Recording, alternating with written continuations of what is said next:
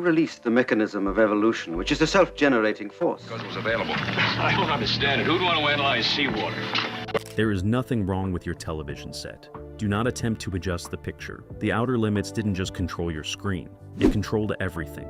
Budget, actors, reality itself.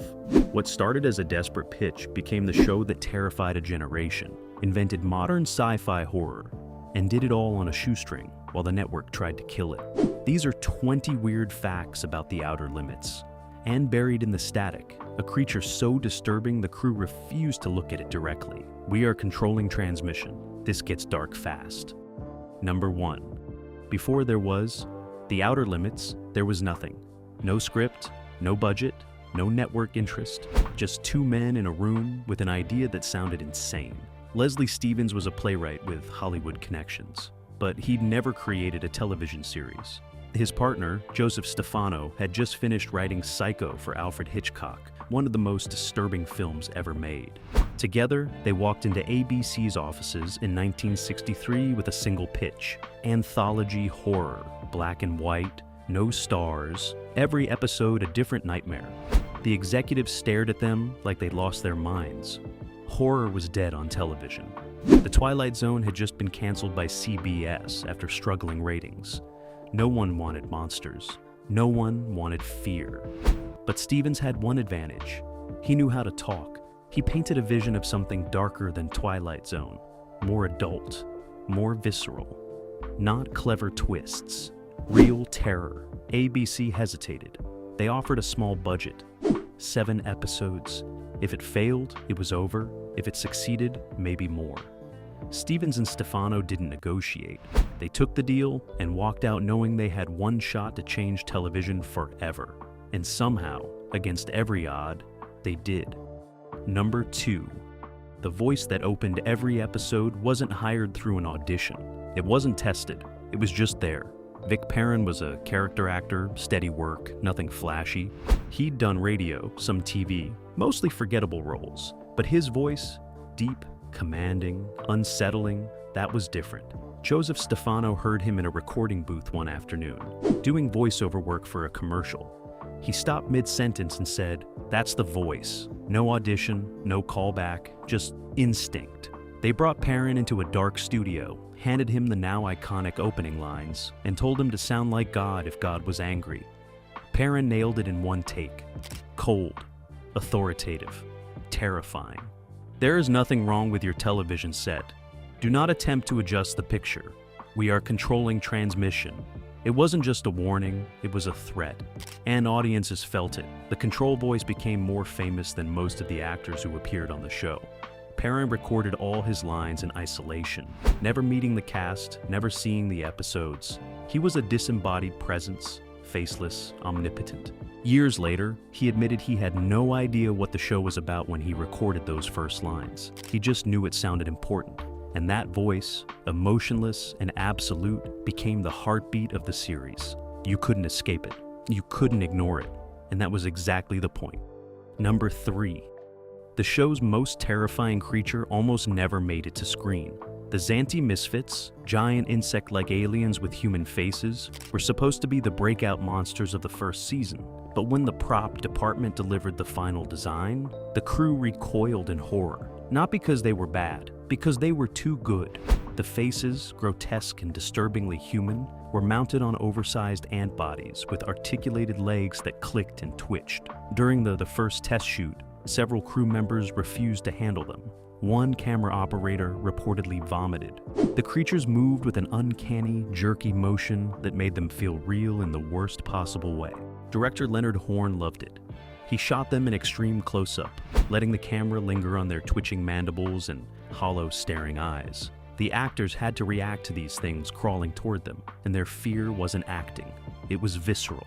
When the episode aired, parents called the network in outrage. Children had nightmares. One station in the Midwest pulled the episode entirely. But the audience numbers spiked. People were terrified, but they kept watching. The Xanthi Misfits became one of the most remembered episodes of the entire series. Not because of the story, but because the creatures felt too real. And the prop makers, they never toned it down. They just kept building nightmares. Number 4. BEC didn't trust the show, not from the beginning. They gave it a death slot, Monday nights at 7:30 p.m., opposite two of the biggest hits on television. CBS had sitcoms, NBC had variety shows. The Outer Limits was buried before it even aired. The network didn't promote it. No ads, no billboards, just a quiet launch and a prayer. The first episode, The Galaxy Being, premiered on September 16, 1963, and something strange happened. The ratings weren't huge, but they were steady. And the audience, they were obsessed. Letters poured into ABC, not casual fan mail. Detailed, passionate responses from viewers who said the show felt different, more serious, more frightening, more real. Critics noticed too. They praised the cinematography, the tone, the ambition. One reviewer called it the thinking person's horror show, but the network didn't care. They wanted blockbuster numbers, and The Outer Limits was delivering cult status. So they did what networks do. They started interfering. They demanded more action, simpler stories, fewer philosophical moments, cheaper effects. Stevens and Stefano fought back, but ABC held the budget, and every compromise chipped away at what made the show special. By the end of the first season, the creators were exhausted. They had delivered something remarkable, but the network wanted something safe, and The Outer Limits was never going to be that. Number 5. The show's opening credits were a last-minute scramble. They had no money for elaborate effects, no time for animation. So, they improvised. The iconic swirling, pulsing imagery that became synonymous with The Outer Limits was created using a simple technique. They pointed a camera at a television screen, filmed the static, then manipulated the signal by hand, twisting knobs, adjusting frequencies, creating waves of distortion that felt alien and hypnotic. It was crude, it was cheap, and it was genius. The entire sequence cost less than $500 to produce. But when it aired, it felt revolutionary. The distorted images, combined with Dominic Frontier's eerie electronic score, created an atmosphere of dread before a single frame of story even appeared. It told the audience, "You're not in control anymore." And that was the show's secret weapon. It didn't just tell scary stories. It made you feel unsafe from the moment it started. Later, as the budget grew, they added more elaborate visuals, strange shapes, geometric patterns, pulsing lights. But the core concept never changed. The Outer Limits owned your screen. It controlled the transmission. And no matter how hard you tried, you couldn't look away.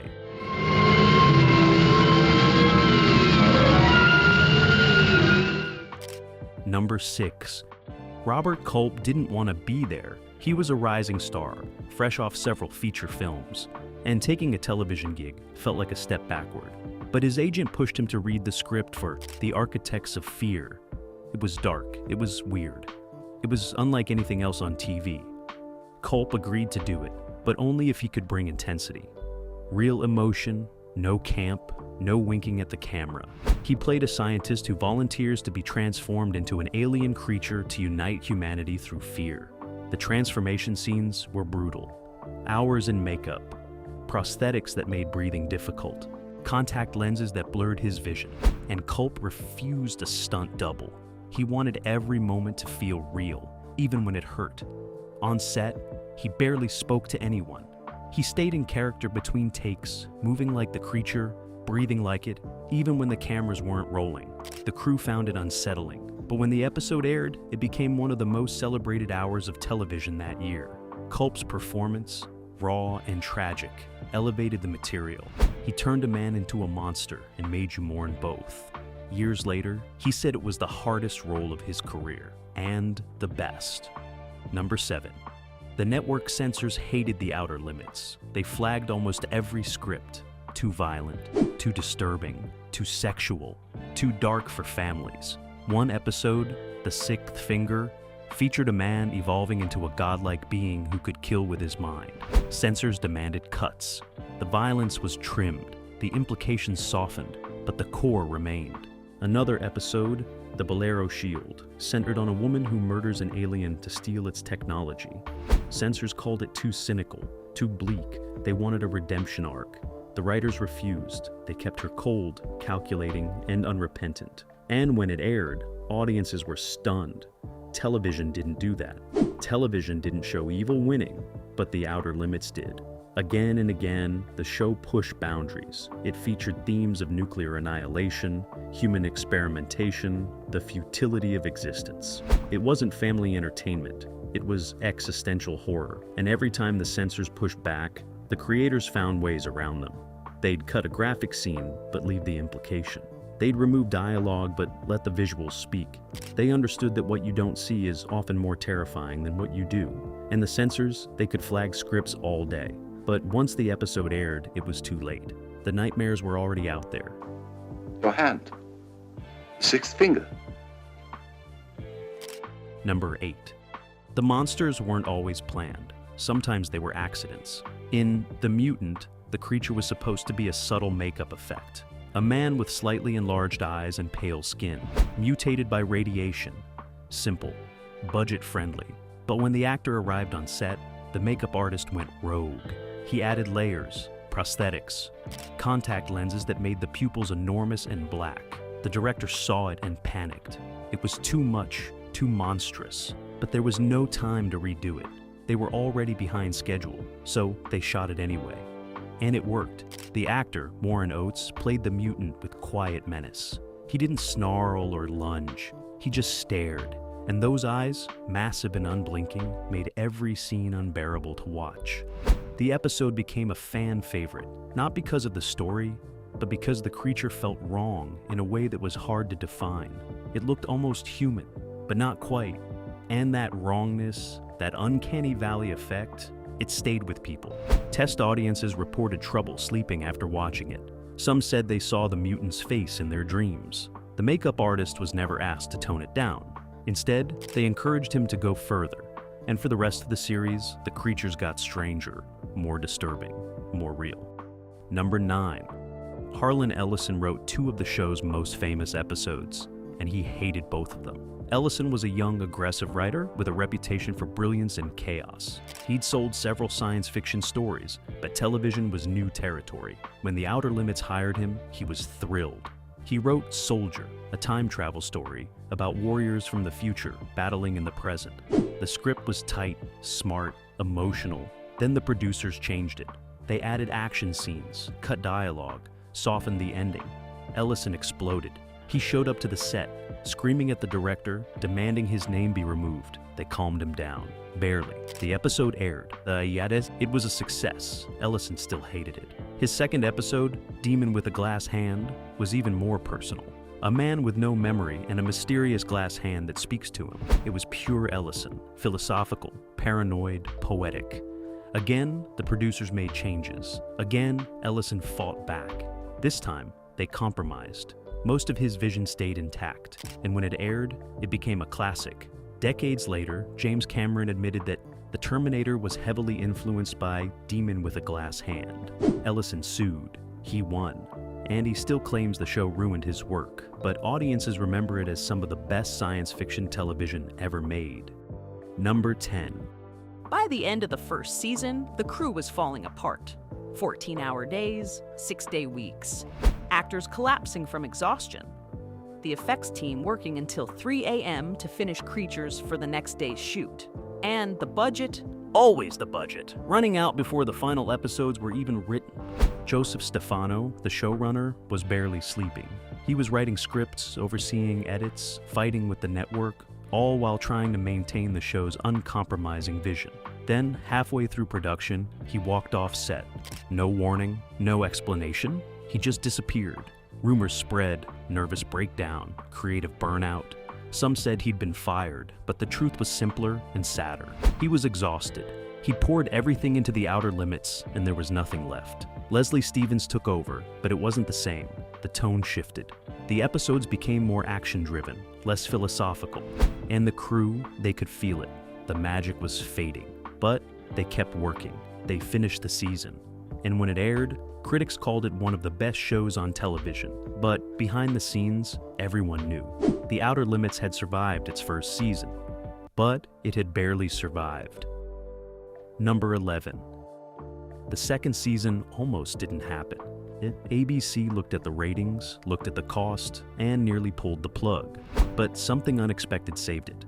fan letters, thousands of them, from scientists, teachers, college students, people who said the show made them think, made them question, made them afraid in ways that felt important. The network couldn't ignore it. They renewed the show, but with brutal conditions: a smaller budget, shorter shooting schedule, and a new mandate: make it more accessible, less cerebral, more monster of the week. Leslie Stevens fought back, but he was exhausted from the first season's battles, so he handed control to Ben Brady, a producer known for action shows. Brady promised to maintain the show's integrity while delivering what ABC wanted. It was a lie.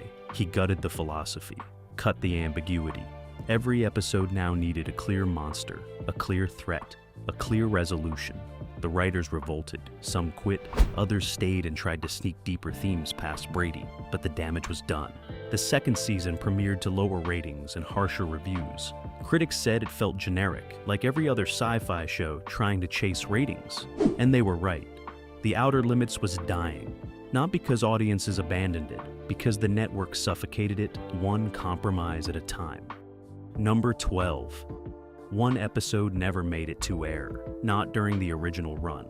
The Premonition was filmed, edited, and ready to broadcast. But days before it was scheduled, ABC pulled it without explanation. The story involved a test pilot who breaks the sound barrier and becomes unstuck in time. He watches his daughter die in a car accident and can't stop it. The ending was bleak.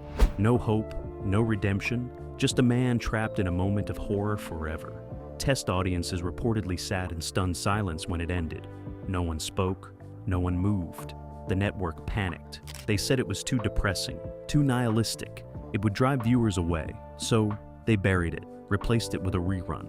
And for years, fans only heard rumors, a lost episode, too dark to show. It became legendary.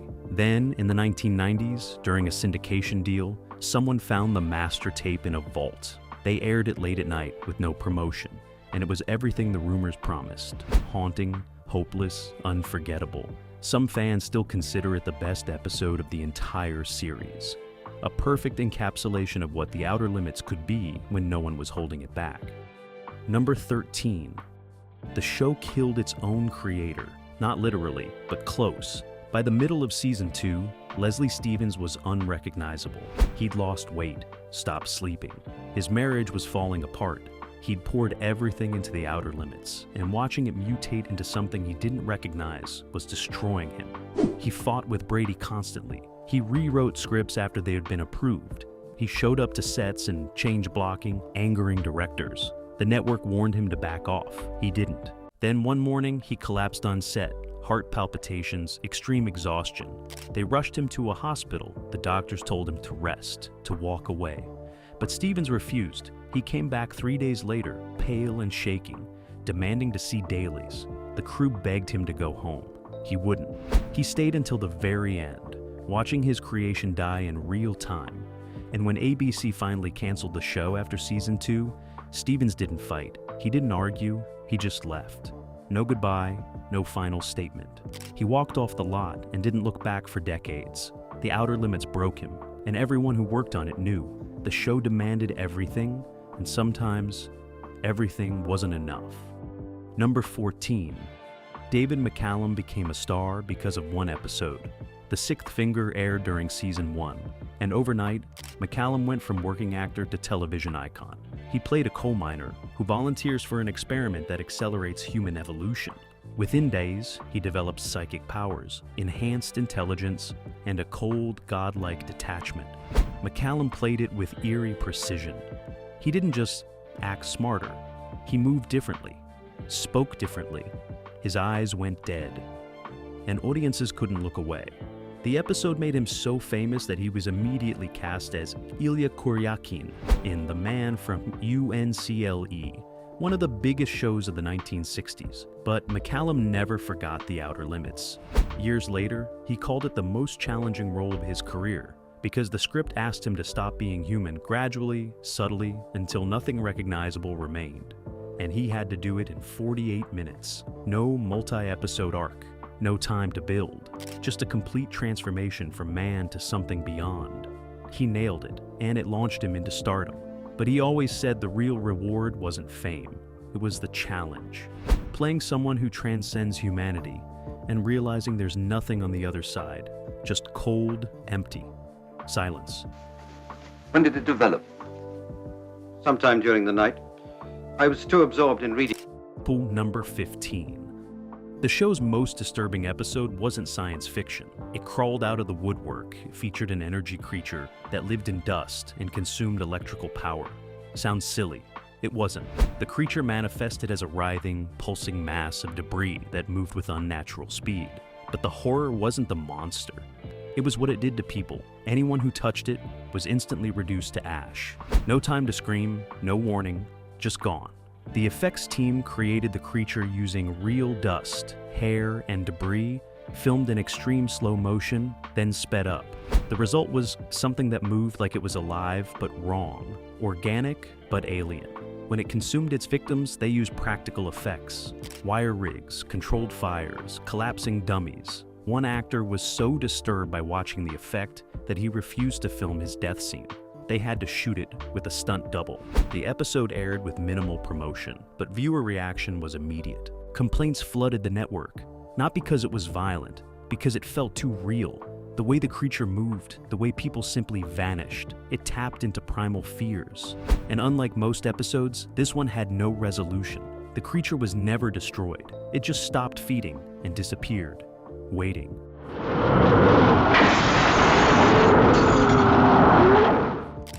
Number 16. Martin Landau only did one episode, and he hated every second of it. The man who was never born cast him as a hideously deformed man from a post-apocalyptic future who travels back in time to prevent disaster. The makeup took 6 hours to apply. Heavy prosthetics covered his entire face and head. He couldn't eat, could barely drink, and the contact lenses made his eyes water constantly. Between takes, he sat alone in his trailer, refusing to let anyone see him. He later said the isolation was worse than the physical discomfort. The episode required real emotion. His character falls in love with a woman who's repulsed by his appearance. And Landau had to make that pain feel genuine while buried under pounds of latex. He gave everything. The performance was heartbreaking. Critics called it one of the finest hours of television that year. But Landau never watched it. He said he couldn't. The memory of that makeup, that isolation, it was too painful. Years later, when he became famous for Mission, Impossible, and Space, 1999, journalists asked about the outer limits. He'd give short answers and change the subject. Because some roles stay with you, not because they made you famous, because they showed you something about suffering you can't forget.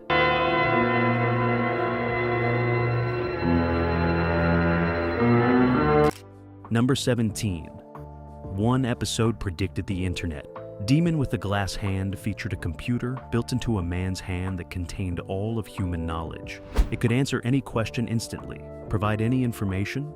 It was written in 1964, decades before personal computers, before networking, before anyone imagined information could be accessed instantly from anywhere. Harlan Ellison, who wrote it, later said he wasn't predicting technology.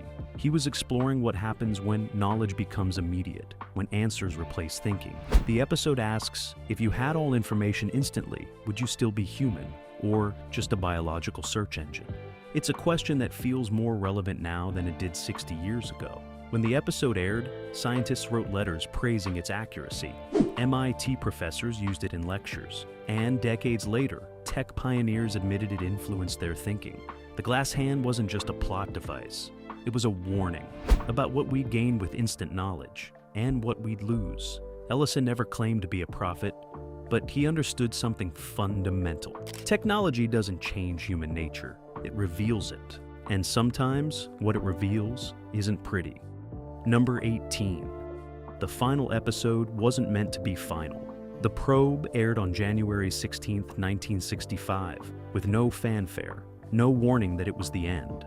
The plot involved a group of people trapped inside an alien spacecraft. The ship was studying them, analyzing them, and they slowly realized they were just specimens, lab rats in a cosmic experiment. The episode ended with them still trapped, no escape, no resolution, just the understanding that they'd never leave.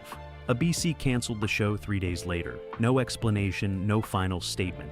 The the cast and crew found out from trade papers. There was no wrap party, no goodbye, just silence. And the final episode, with its bleak, unfinished ending, became the perfect metaphor for the show itself. A story cut short. A mystery without answers. Years later, critics noted the irony. The Outer Limits, a show about humans confronting forces beyond their control, ended by being controlled by forces beyond its creator's power. The network, the ratings, the economics of television. And just like the characters in that final episode, the people who made The Outer Limits never really escaped. They were specimens too, trapped in a system that didn't care about art, only profit. Number 19.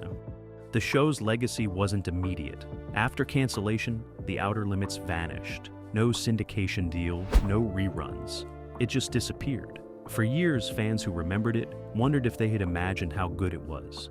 Then something unexpected happened. In the 1970s, used television equipment began flooding the market. UHF stations needed cheap programming, and buried in vaults were all 49 episodes of The Outer Limits. They started airing them late at night.